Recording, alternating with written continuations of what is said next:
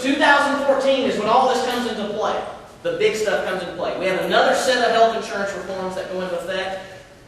The individual mandate goes into effect. The key question there is, what is minimum essential coverage? We all have to have it. Now, this person sitting on the other side of the table from you is going to ask this question. This is the one I want you to write down.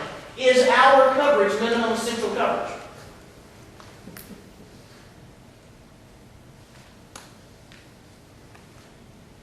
We're going to talk about that. Then you've got a health insurance exchange. Again, that's every state will have one. If the states refuse to set one up, and there are many that are, the federal government will set it up.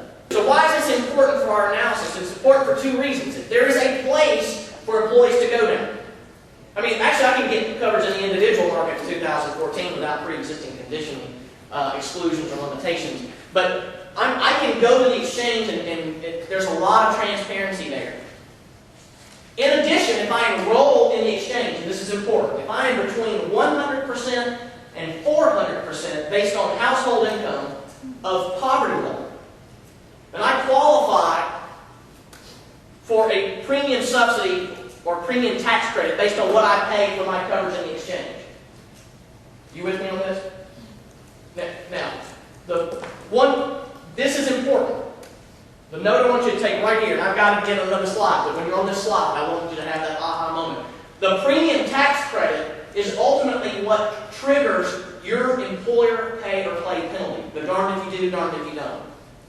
Remember, we walked through that earlier. If there's a penalty, it'll be because you didn't offer coverage or didn't offer the right coverage, and someone enrolled in the exchange and got a subsidy or a tax credit for that coverage.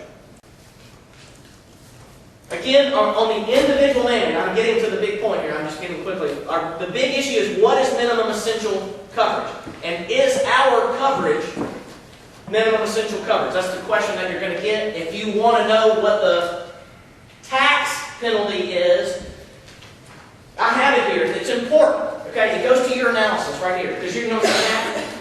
The person sitting on the other side, he's going to go, okay, well, there's an exchange, they maybe can get a premium tax subsidy, and if we don't offer coverage, they will go get coverage, right? Because this first year, the penalty, the tax, could be a whopping $95. That will incent our employees, who we don't provide coverage to go into the exchange and get coverage. There's a lot of sarcasm in my voice. Okay? I mean, it may be higher than that, but it could be as low as $95. Do you think that's going to incent your employees to go to the exchange?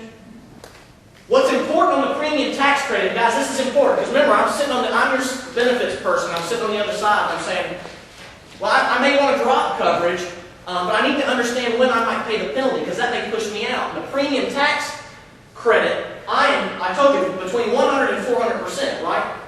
But even if I'm in that range, I am not eligible for a premium tax credit or subsidy if I am eligible for, I don't have to necessarily be enrolled in it, but eligible for employer-provided coverage that is both affordable and provides minimum value. So if I'm looking to see, well, gee, I offer coverage to my full-time employees, am I going to have to pay a penalty? It's triggered by the premium tax credit. Remember, I had you write that down. That's what's going to trigger if you have to pay it at all. And we know they're not going to be eligible for that if we provide coverage and it's affordable and provides minimum value. Or if I'm enrolled, if I actually enroll in your coverage, then I'm not eligible for a subsidy, even if it's not affordable or doesn't provide minimum value.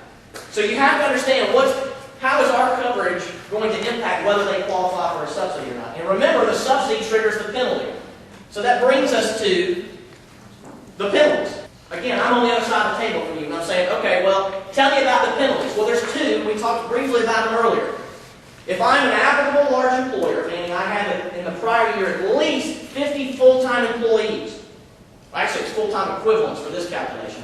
A full-time employee is someone who, on average, will work 30 hours or more per week. I don't care how you define it for your own purposes. It's 30 hours a week. But if I'm an applicable large employer, and everybody here suggested that they are, I have to offer minimum essential coverage. Let me tell you what that basically is, because I'm going to have to skip over some slides. Okay, this is the note on that. Your coverage will be minimum essential. Bottom line, minimum essential. I don't know what I just did. Okay. If it complies with the applicable health insurance reforms and and it offers some, and we don't know what they are yet, but likely 4 benefits in 4 core areas of coverage. Doesn't matter what you charge them for it, doesn't matter how rich those benefits are, but as long as you're offering what they're going to consider to be the core coverages, and it complies with the health insurance reforms, your coverage will be minimum essential. And if you offer minimum essential coverage, and get this is important, to all full-time employees, you won't pay a penalty. On the other hand, if you offer it, but it's if you offer it and it's affordable and provides minimum value, then you don't pay the $3,000 penalty. This is what we call the sledgehammer penalty. We call this the tack hammer penalty. And it's all tied to your full-time employees. Here are the key questions that the person on the other side of the table is going to ask you. Well, who's an applicable large employer? Again, at least 50 full-time equivalents. Who is a full-time employee for purposes of the rule? Because I don't have to offer coverage to full-time equivalents, just to full-time employees. And that's those that work at least 30 hours a week per month, on average, per week per month. I just described what minimum essential coverage is. Affordable coverage is this. If you charge them less than 9.5% of self-only, doesn't matter what coverage that they'd be eligible for, they might have to be eligible for family coverage. But right now, it's if you charge them less than 9.5% of W-2 wages for self-only coverage, then it's affordable. And they have to be offered at least one affordable option.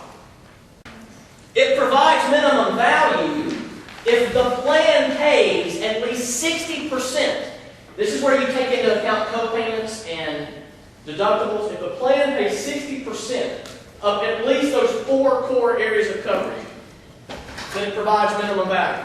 This relates to what you charge them. This relates to what the plan pays.